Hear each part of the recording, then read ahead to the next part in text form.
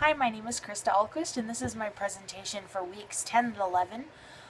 The question I chose to ponder was, upon what foundation are U.S. schools built? I read the reading on Jefferson last week, and it got me thinking about the origin of the public school system and how it runs today. My first question is, should a full K-12 education be mandatory? Now, you can fight this either way, I think, so I prepared two slides, one with the answer no and one with the answer yes, with points to back each one up. The first slide is the no slide. In Jefferson's plan, an average child was entitled to only 3 years of basic education. They could have more if they wanted to and if they could afford it, but 3 was the minimum. As one of our classmates pointed out, Joseph Smith also only had a third grade education, but he was not considered unintelligent or uneducated. This goes to show that a person can go about becoming educated by their own right. School is not the only place to educate. In fact, a lot of key skills that go into becoming a successful adult aren't even taught in school. They should be taught in the home.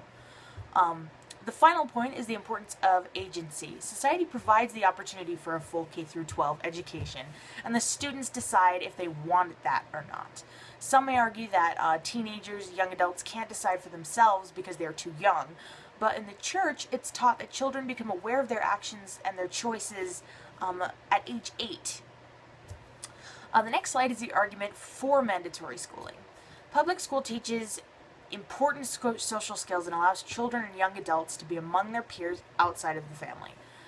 Statistics show that a full high school education leads to better prospects in life, better relationships, families, etc. It also gives the opportunity to attend college, which just elevates everything that you learn in high school, and it provides better career opportunities. It's also a fact that educated parents will be much more likely to raise educated children. So if you want an educated generation, then you got to start with the parents first. Question 2 is, how can we put the focus on educating the youth instead of just testing their book smarts? This is something I consider very important, since recently standardized testing and the benefits that high scores by schools have caused some teachers to teach to the test instead of teaching how they would like to teach, or what should be taught. A student can be very intelligent and unconventionally smart, but do poorly on a written exam, therefore score poorly on the standardized test, which reflects badly on the teacher, etc., etc. An example of that would be a friend of mine in high school. Wasn't super good at math, couldn't really write an essay very well, but he could build a working trebuchet out of popsicle sticks just because he could figure out how to do it, just out of his own brain. Like, who's to say that is not, intelligent versus someone who can write an essay well, but, who can't do what he can do. Different strengths in different places. Sorry, I lost my spot. Okay.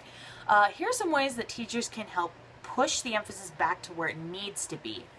Better standardized testing methods. I know this is a tall order, but I think that they're testing for the wrong things almost. Youth programs, groups, and clubs like debate, art clubs, musical programs.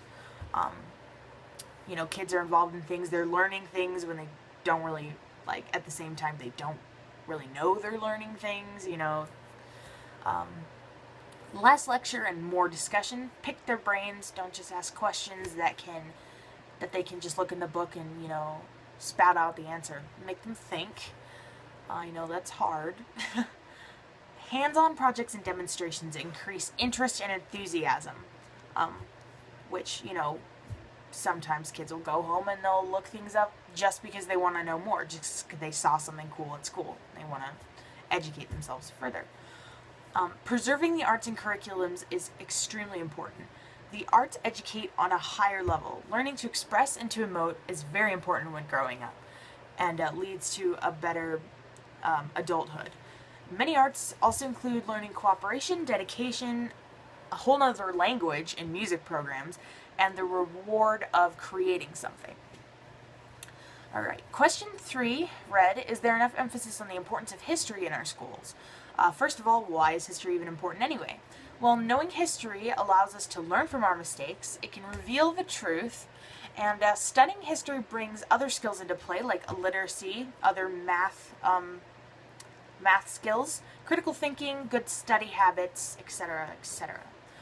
Despite the merits of studying history, studies show that only 20% of students K through 12 showed proficient scores on an American history test in 2010, and only 15% of high school students, 15% of high school students don't even take American history in high school at all. Clearly, there needs to be a shift in public education. Gone on for quite a while. I'm really passionate about some of these things, so I'm just gonna call it right now. Thanks for watching.